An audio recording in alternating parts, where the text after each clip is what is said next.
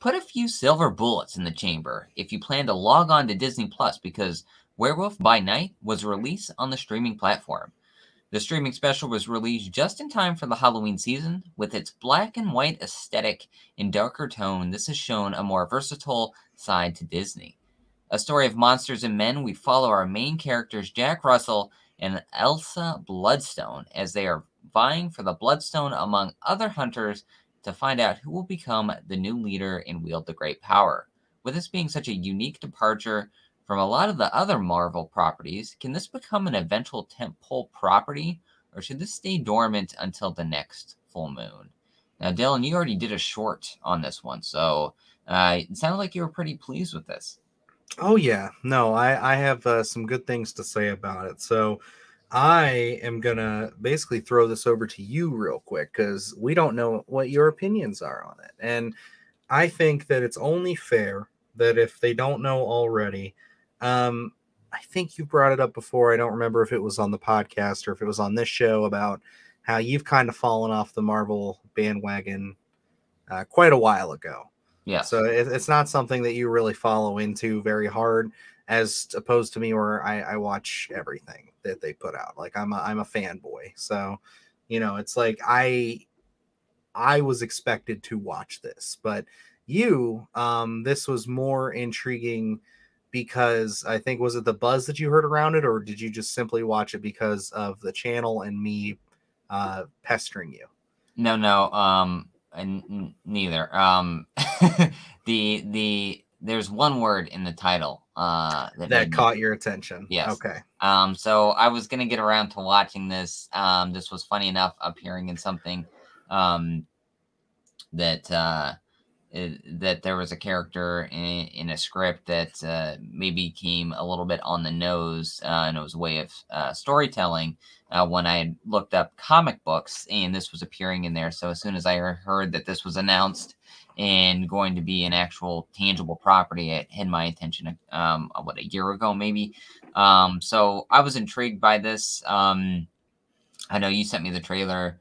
Was that just a couple weeks ago is when we got that? Yeah. It wasn't too long ago. And just by the trailer, it looked great. I love that it was something so different than what we had been seeing. Like I still haven't got around to Multiverse of Madness, unfortunately. I think maybe after seeing this, I am going to commit to that whenever I have a moment free, hopefully here in October, because this does not feel like a Marvel movie to me. Very different. It's very much its own thing. So I can't put too much stock on me saying I'm going to get back on the old Marvel train, but I am definitely on the Werewolf by Night train. This was so refreshing, so different than what I'm used to seeing. I love the black and white choice here. It looked perfect. Just the story was a lot of fun, different. Characters were great, I thought. The effects looked wonderful. I know we're going to jump all over here. The ending, or I guess we're going to do spoilers for this. Yeah, no, we'll be spoiling Werewolf by Night here. It's a 50-minute special, so there is really no point to doing a spoiler-free review, in our opinion. So yeah, if you haven't checked it out, just know, I guess that's a recommendation from Luke, and you got a recommendation from me. So check it out and come back and hear what we think. But yeah, feel free to spoil all you want. And this is like, by the end of it, we're in Cuther, and we see Man-Thing throughout this whole, little tidbits and everything. And at the end, he's in Cuther, and, I questioned maybe the CGI in Hellraiser a little bit. For me, it didn't work. Man-Thing looked really good, I thought. Like, I don't know if it was just me, but I was like, when we're doing the close-ups of him, I was like, what the hell's going on here? This thing looks phenomenal. So I was like, Werewolf by Night, knock out of the park. Loved it. Yeah, no, this was great. I was very, very pleased with this. I think when the buzz started to come out from people who saw the trailer early before they released it, and they were saying, like, this is different. This is not going to be your typical Marvel fare. You know, it was something where I was like, okay, that's cool. You know, I'm going to watch it regardless. But I was just like, it's cool that people have been kind of clamoring for something different and new, because like I said it in my short, Marvel has been really in a bit of a rut lately. I have liked certain movies more than others. I'm not going to go through and tell you every single one, but like, you know, positives for me in this phase 4 have been things like, of course, Spider-Man was good fun. Multiverse of Madness might be my favorite of the new movies. I thought Shang-Chi was pretty good, but everything else has kind of left you kind of pining for more. As far as the TV shows go, I liked them at the start a lot, but it's just starting to feel like way too much. Yeah. They are just inundating us with content. And you know, if you would have told me 2 years ago that that's how I'd be feeling now, I would have said you're crazy. But it is, I'm starting to get fatigued. I never thought that I would say that, but I really am, with all of the Marvel content to keep up on. Like, She-Hulk is fine. I don't have nearly as many issues with it as other people do, but I haven't finished it and I'm many episodes behind, and I'm just kind of like, I'll get to it when I get to it. Like, I don't really have the motivation nor the time or the effort to watch these things week by week by week. So they need Yeah. to slow down. But what they need to ramp up is more stuff like this, because this was exciting. It was fun. It was different. It really hit those tones. And it does show growth for Marvel finally, where they're just saying, you know, okay, it's black and white. We can kind of get away with showing a little bit more violence, making this a little bit harder content. Let's do it. And, you know, it's not the hardest content. It's still got some jokes and some stuff, but even then, the jokes aren't as overbearing as they have been in certain other Marvel properties that we've gotten. A lot of people complain that the humor is starting to kind of become the center focal point for these movies, and in a way it is. But this, I feel like all the jokes were well placed. I enjoyed the relationship between Werewolf by Night and Man Thing. I thought that they were great. I thought it was really cute, the name they gave him, where they call him Ted. You know, that's that Marvel humor that we're kind of getting nowadays, Yeah. that I don't really like too much, but it worked for this. And it just surprised me within 15 minutes how they were not only able to jam so much into this, as far as like building up this character and these characters themselves, like especially our two leads, but then make you care about them so much. And again, you're right. The aesthetic was great. I love the film grain. I love the music. I love the tone. This was directed by Michael Giacchino, who is most well known for doing a lot of scores. He's a composer. So like he's done like Mandalorian, Jurassic World, all kinds of, he does a lot of the Marvel stuff too. He does all kinds of work with that. So it's like the fact that he kind of stepped up and directed this was really a great showing for him. But I do have complaints, and I do have a couple of things that bugged me, primarily being, and this isn't just a preference thing, I wasn't in love with the look of the werewolf. Like overall body and everything was fine. When he got to his face, I kind of wanted more.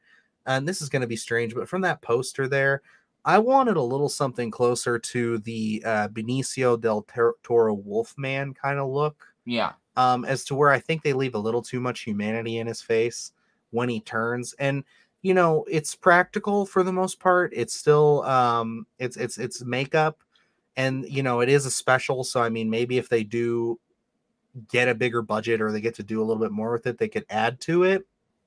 But that kind of bugged me a little bit. And then you know, I agree with you, when they moved to color, the CG looked great.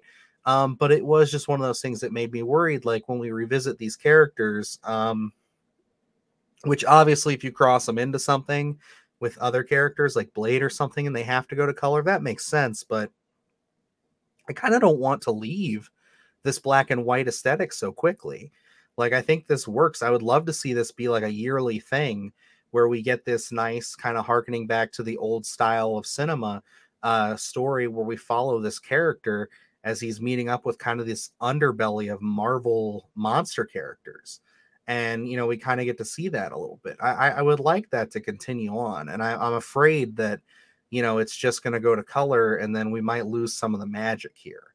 But those are nitpicks, really. At the end of the day, I still love a lot of this. A scene that really sticks out to me is when he first breaks out of the cage, and you have that sweeping shot across Yes. the room, and you see the eyes on the wall, and then he jumps down and attacks somebody. Like, that was just excellent. Like, really just excellent filmmaking, great tension building. And yeah, so that's my little rant. I know I went on quite a bit there, but yeah, I'll pass it now off to Luke there. So Yeah, in the kind of like the tension, the terror that they built, and it's not like off the wall terror or anything like that, but more so than what you're used to seeing for any Marvel film or anything from that Disney makes.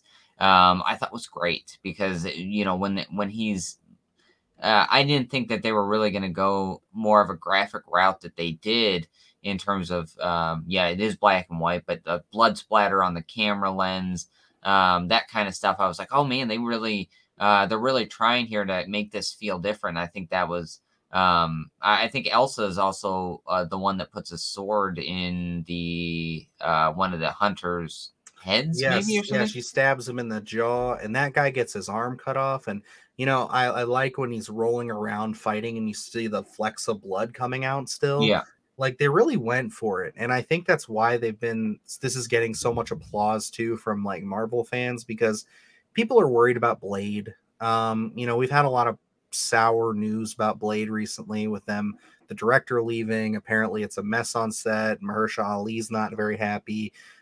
Kevin Feige is spread too thin right now between all these projects. And, that has basically been one of those projects where it's like people have been worried that it's like, are you going to Marvel Disney-fy this? Is this going to be like phase 4? And, you're not going to show blood. You're not going to show any of this when he's a vampire killer.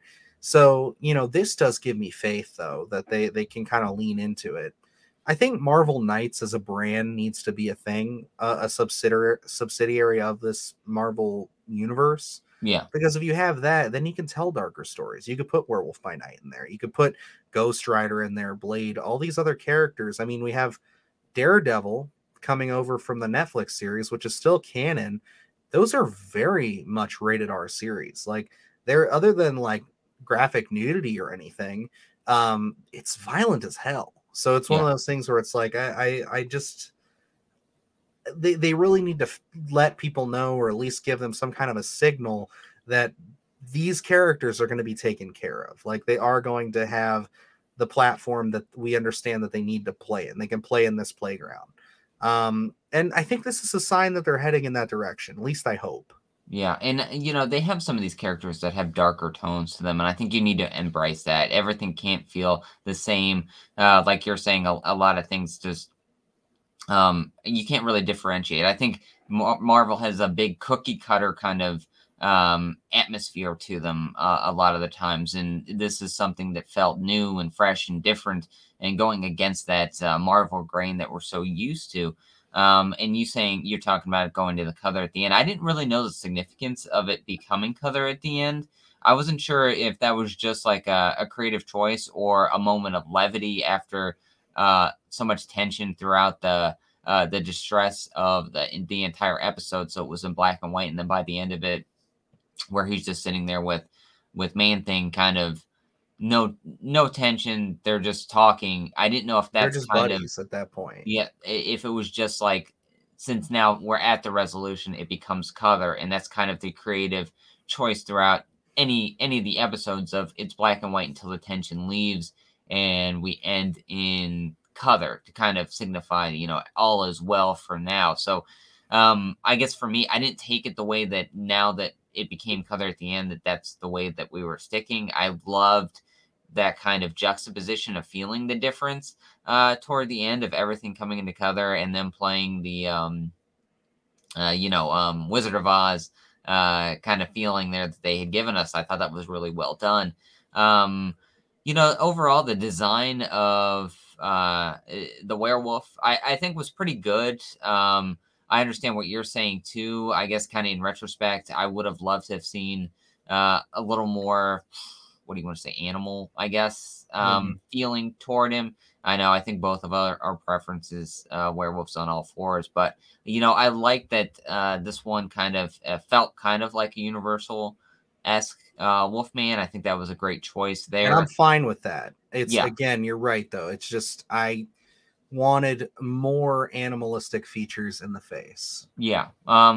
But again, something so different. It's hard for me to speak negative about this because Mhm. I wasn't really, seeing the trailer for it. It felt different, but you still go in there with a little hesitation when you're always hoping for something. This had almost like a Thor Ragnarok feel, where it was something very different compared to what we were used to getting. So I really hope they do stick with this. I don't know what their intention is, if this is going to be turned into anything long form.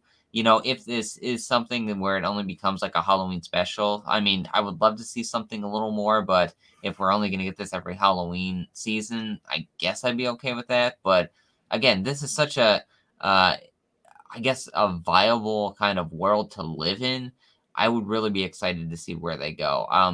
Honestly, seeing Man Thing on on screen was, man, I I never thought I would. So, And uh, I loved his power set of him just eviscerating people and picking them up, yes, like, and that was also really edgy and cool for Marvel, just watching these people get disintegrated so violently in front of you. It's like it's different, and it's cool seeing those characters. And I've said it 100 times. I'm a big Marvel Legend collector. I love my little Marvel Legends. I can't wait for the Werewolf by Night Marvel Legend to get announced with the Man Thing build a figure. I know it's coming. I know they're gonna do it, but like to have a little werewolf guy on my shelf that's like that would be nice. I'll yeah, collect anything with a werewolf on it. exactly. I'm not. I don't really collect any of the Marvel stuff. But if we're gonna release a Werewolf by Night, sign me up. I will take if as many as look at me. Yeah, and I think like overall, in closing thoughts on this, like it's surprising, it's nice, it's cool. I could see myself going back and watching this around every Halloween. It's just a sweet little in and out. It's a nice quick journey, and yeah, I just hope that we get more with this character. And Gail Garcia Bernal, who played Jack Russell. Seriously, all the props in the world. I think that this is a very obscure character to most. Like a lot of people don't know of his character, and the fact that he has brought such levity and humanity to it, and then also showed the ferocity and everything. Like it was a beautiful, beautiful melding, and he is definitely somebody that I think we need to see more of him in the MCU, especially if we do, like I said, the Marvel Knights kind of stuff where we kind of lean into that. And yeah, I think the last bit of props I can really give it is give Michael Giacchino another thing to direct, man. Like the dude's got talent. Like this clearly he's got a vision, and he made all the music for this too. Like fuck it, send it. Let's go. Yeah. Give him something big. Give him a full movie. Yeah, and that's what this felt like a very much like a Halloween special. Like something you're excited to turn on and excited. You don't want it to end because you don't want to leave this world. So I would love to see them play here a little bit longer, do something. Again, this feels so viable, especially with this whole hunters and monsters kind of dynamic that they have here. There's an endless amount of stories that you could tell. I think it's a lot of fun. It's very different. Even if you're tired of a lot of Marvel properties, this is something you definitely make time for because it feels different. It feels new.